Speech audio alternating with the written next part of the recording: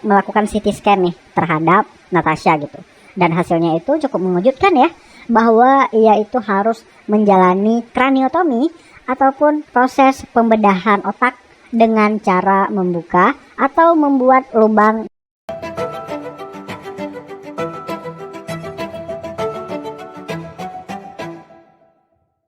Halo guys, balik lagi bersama aku Dr. Andi Setiawan di channel Andi Setiawan. Dan pada video kali ini aku akan ngebahas lagi nih sesuatu informasi yang cukup menarik buat kalian simak gitu guys. Dan sebelumnya, bagi kalian yang baru gabung di channel ini, kenalin ini merupakan channel yang akan memberikan kalian informasi-informasi, khususnya informasi kesehatan yang pastinya cukup menarik buat kalian simak guys. Maka dari itu jangan lupa subscribe channel ini dan tekan tombol lonceng notifikasinya agar kalian tahu terus kapan video terbaru diupload tiap minggunya di channel ini. Karena memang setiap minggunya itu akan ada video-video baru yang pastinya akan sangat menarik buat kalian simak guys. Dan baiklah, kita langsung aja ke video. Iya guys, pada video kali ini aku akan ngebahas kisah perjuangan Natasha ya, seorang perempuan yang menjalani hidupnya itu dengan separuh tengkoraknya guys. Pasti kalian penasaran banget gitu ya, bagaimana seseorang itu bisa hidup dengan separuh tengkoraknya gitu, separuh otaknya nih dia bisa hidup gitu guys ya.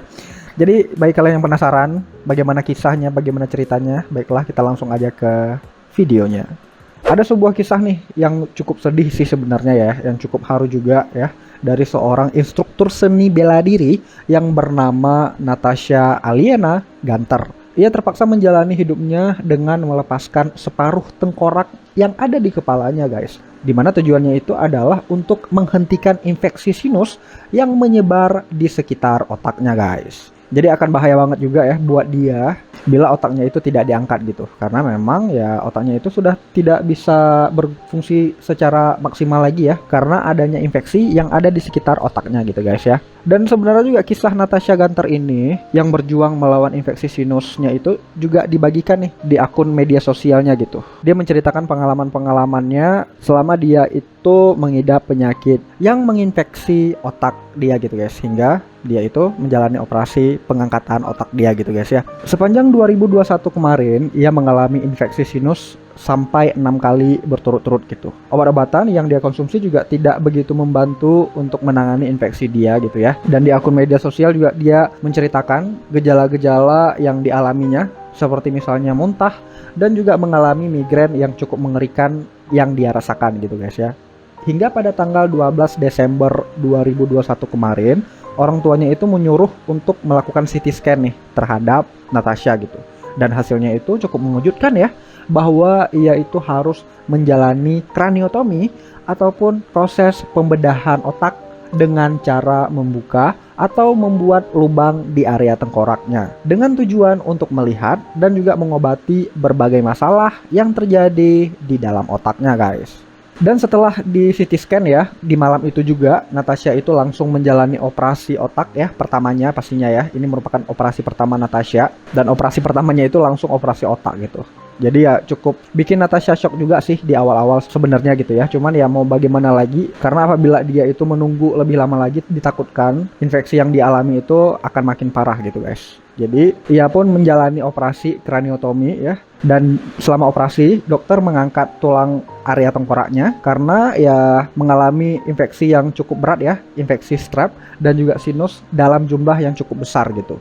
Jadi sebanyak 9 mm dari area otaknya itu harus dipindahkan ke bagian kanan guys, untuk menangani infeksi pada otak yang dialami Natasha guys. Setelah itu Natasha kembali menjalani operasinya pada tanggal 23 Desember 2021 ya, kurang lebih sekitar 10 hari setelah operasi pertama ya. Dan pada operasi kali ini itu ia melakukan operasi kraniotomi untuk mengangkat 12 hingga 14 cm dari tengkorak yang ada di kepalanya guys. Jadi ya nggak boleh dioperasi sekalian ya, nggak boleh diangkat sekalian gitu guys ya, karena akan membahayakan diri Natasha juga gitu. Karena ya otak dia itu harus beradaptasi dulu nih atas kehilangan beberapa bagian otak yang terjadi akibat infeksi yang dialami gitu. Jadi ya butuh beberapa tahap ya, beberapa kali operasi untuk mengangkat keseluruhan dari infeksi area otak yang Natasha alami. di mana keseluruhan operasi tersebut itu bertujuan untuk membersihkan area sinus yang sudah terpapar sampai area kepala dia gitu ya. Dan Natasha pun itu dirawat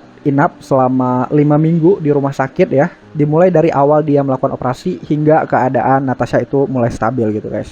Setelah itu ya Natasha terpaksa menjalani hidupnya dengan separuh otaknya ya, separuh kepalanya, dan ia pun juga memakai helm khusus nih untuk melindungi kepalanya gitu. Karena ya sebagian kepalanya kan udah diangkat ya, sebagian tengkoraknya juga sudah tidak normal lagi, jadi akan mudah banget buat dia itu mengalami cedera pada area kepala khususnya otaknya. Maka dari itu dia itu harus memakai helm ya, helm khusus yang memang dirancang untuk pasien-pasien yang melakukan operasi kepala ekstrim seperti ini gitu guys ya, untuk melindungi kepala dan juga otak yang dia alami gitu.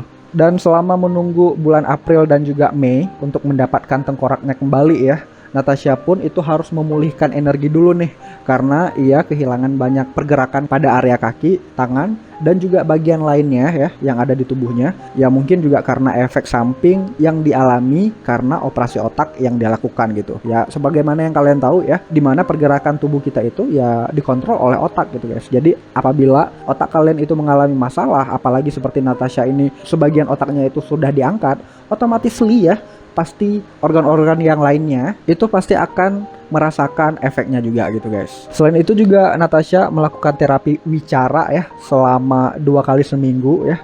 Selain itu juga melakukan terapi fisik dengan bantuan kekasihnya juga kekasih tercintanya, yang juga cukup menemani dia dalam melakukan terapi-terapi yang dialami, yang dimana kebetulannya nih ya, kebetulannya juga kekasih dia itu seorang personal trainer gitu ya. Jadi akan membantu banget Natasha untuk melakukan perawatan ataupun terapi fisik yang sangat dibutuhkan olehnya selama perawatan yang dilakukan oleh Natasha ini guys. Dan Natasha juga membagikan ya pengalaman-pengalamannya pada akun media sosialnya kepada followersnya ya pastinya ya, agar tidak meremehkan penyakit sinus ya. Ia menyarankan untuk mencegah penyakit sinus sedini mungkin ya, dan segera menangani penyakit sinus ini khususnya dengan cepat dan juga tepat gitu, agar tidak berujung seperti apa yang Natasha alami gitu. Dan sebenarnya juga nggak hanya penyakit sinus ya, semua penyakit juga apabila kalian tanganinya itu dengan cepat dan juga tepat, itu pasti akan membuat hasil ataupun prognosisnya itu akan lebih baik lah. Dan Natasha juga berpesan ya, apabila kalian mengalami penyakit sinus terus menerus gitu ya, segeralah periksa ke dokter ya. Akan lebih bagus lagi apabila kalian itu melakukan pemeriksaan terhadap spesialis THT, telinga, hidung, dan juga tenggorokan, karena pasti alat-alatnya itu lebih lengkap ya jika dibandingkan kalian itu melakukan pengobatan terhadap dokter umum gitu. Ya bukannya dokter umum itu kurang bagus ya. Mungkin di awal-awal, fase-fase awal, ataupun kalian itu ragu nih, ini sinus atau bukan sih. Kalian mungkin boleh di awal-awal itu pergi ke dokter umum dulu untuk memastikan apakah gejala kalian itu, gejala pilek yang kalian alami ataupun gejala saluran pernapasan yang kalian alami itu benar-benar ke arah sinus atau bukan gitu. Yang nantinya endingnya ya kalian harus melakukan pemeriksaan lebih detail lagi ya kepada dokter THT-nya gitu guys. Karena yang pastinya ya seperti aku bilang tadi, alat-alatnya itu dan juga obat-obatannya itu pasti akan lebih lengkap apabila kalian itu melakukan pengobatan pada spesialis THT guys, untuk menangani sinus yang cukup kronis ya, yang bisa kalian alami gitu, sehingga kalian itu terhindar dari apa yang terjadi pada Natasha ini guys.